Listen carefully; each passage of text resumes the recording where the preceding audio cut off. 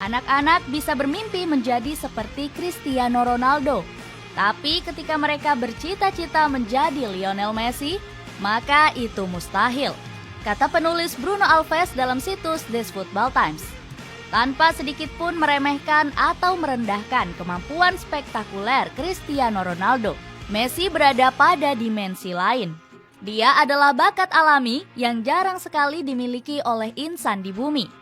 Dia adalah contoh terbaik dari karya Tuhan dalam rona si kulit bundar. Lihat saja ketika Messi meraih gelar juara dunia. Pemain-pemain level top sekalipun tak berhenti memuji bakat alaminya. Toni Kroos misalnya, bintang Real Madrid yang pernah menjuarai Piala Dunia pada tahun 2014 itu, mengakui bila Messi adalah pesepak bola terbaik yang pernah ada. Dia pantas mendapatkannya. Mengenai penampilan individu dalam sebuah kejuaraan, saya belum pernah melihat pesepak bola bermain sesering orang ini, kata Toni Kroos. Dalam rentang waktu selama ia bermain, ujian bahkan datang dari legenda-legenda sepak bola macam Johan Cruyff, Romario, Paulo Maldini, Diego Simeone, Raul Gonzalez, hingga Zlatan Ibrahimovic yang kita kenal sebagai pemain yang selalu membanggakan diri. Messi tak butuh kaki kanannya. Dia hanya menggunakan kaki kirinya dan masih tetap menjadi terbaik di dunia. Bayangkan jika dia juga menggunakan kaki kanannya, maka kita semua menghadapi masalah serius, kata Zlatan Ibrahimovic.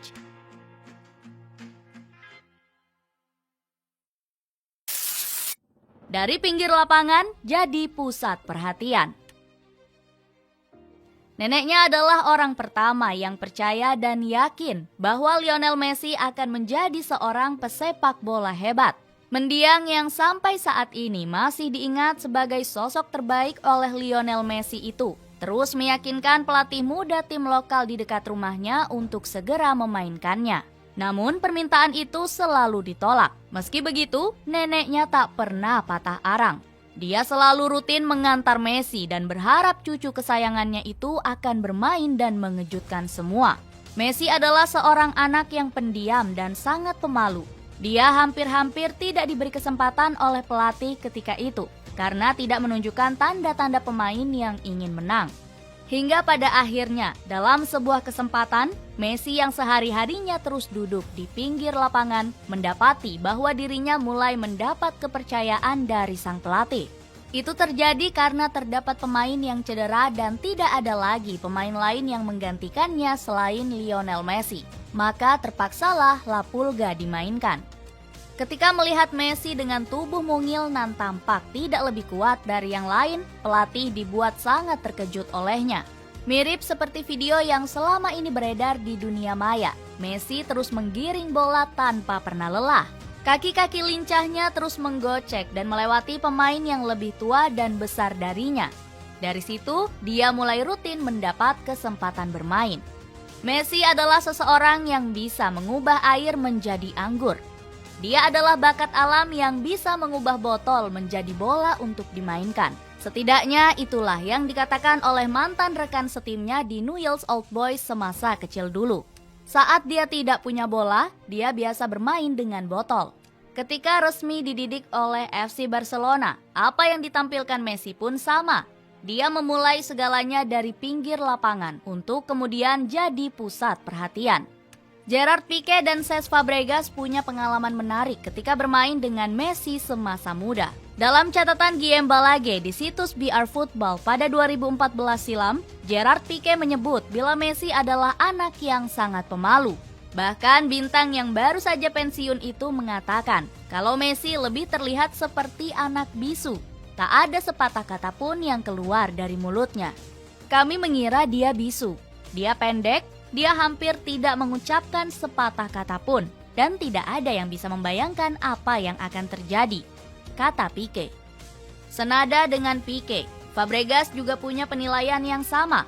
Messi hanya disebutnya sebagai bocah pemalu yang hanya akan membuang-buang ruang dan waktu di dalam lapangan. Namun semua berubah ketika pelatih pertama Messi di Barcelona, Rodolfo Borrell, memperingatkan semua agar berhati-hati kepada Messi. Benar saja, Messi lebih memilih untuk berbicara di atas lapangan ketimbang mengeluarkan kata-kata tak berguna di pinggir lapangan. Itu adalah caranya berkomunikasi dengan semua. Itu adalah caranya menikmati dan mensyukuri anugerah yang diberikan Tuhan.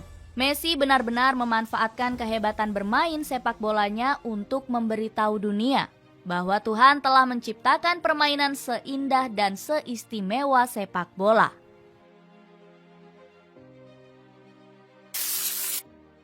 Bisa menyakiti lawan tanpa memegang bola. Dia bermain seperti Tuhan, melebihi dan melampaui kita semua. Kata seorang teman masa kecil Messi dalam film dokumenter Messi Alex de la Iglesia tahun 2014. Messi adalah bukti dari kemewahan yang pernah diciptakan sepak bola. Dia cerdas dan sangat mewakili kata tidak mungkin. Tidak mungkin ada seseorang yang bisa terus menempelkan bola di kakinya. Tidak mungkin ada pemain yang bisa dengan mudah melewati 4 hingga 5 pemain dalam beberapa sentuhan saja. Tidak mungkin ada pemain yang bisa mencetak banyak gol spektakuler tanpa bantuan rekan setimnya. Dan tentu saja tidak mungkin bagi siapapun untuk bisa menduplikat apa yang telah dilakukan Messi di atas lapangan. Messi adalah pemain cerdas yang bahkan tetap bisa menyakiti lawan tanpa memegang bola. Menurut penuturan Pep Guardiola, mantan pelatihnya di FC Barcelona, Messi tidak banyak berlari. Dia lebih banyak berjalan dan berjalan untuk mengamati segalanya sebelum akhirnya melakukan tusukan mematikan. Dia tidak berlari, tapi dia selalu melihat apa yang terjadi. Dia mencium titik lemah di antara 4 bek. Setelah 5 hingga 10 menit, dia akan membentuk peta di mata dan di otaknya untuk mengetahui dengan tepat di mana ruangnya dan apa yang bisa dilakukan olehnya. Jelas Pep Guardiola dalam film dokumenter 2019 This is Football. Pada ajang Piala Dunia 2022 kemarin saja, data dan fakta menunjukkan bahwa Lionel Messi lebih banyak berjalan daripada berlari di lapangan. Usia 35 tahun memang menempatkan Messi sebagai pemain yang sudah tidak muda lagi. Tapi bukan itu alasan Messi lebih banyak berjalan daripada berlari sepanjang turnamen yang menguras tenaga dan emosi. Sepanjang babak kualifikasi grup, Messi ada bersama nama Robert Lewandowski di daftar teratas pemain yang memiliki jarak tempuh berjalan paling jauh di lapangan. Lewandowski memang menjadi yang paling jauh, yakni dengan jarak 5.202 meter saat laga melawan Arab Saudi. Tapi, Messi adalah satu-satunya pemain yang muncul 3 kali di daftar 10 teratas. Si Kutu total hanya berjalan ke sana kemari lebih dari 14 km dari 3 pertandingan dalam fase grup. Sementara hal itu dilakukan persis seperti apa yang dikatakan Pep Guardiola. Messi dinilai selalu berada di posisi yang tepat, membuka ruang untuk rekan satu timnya yang lain, dan secara hati-hati memilih peluang untuk menyerang.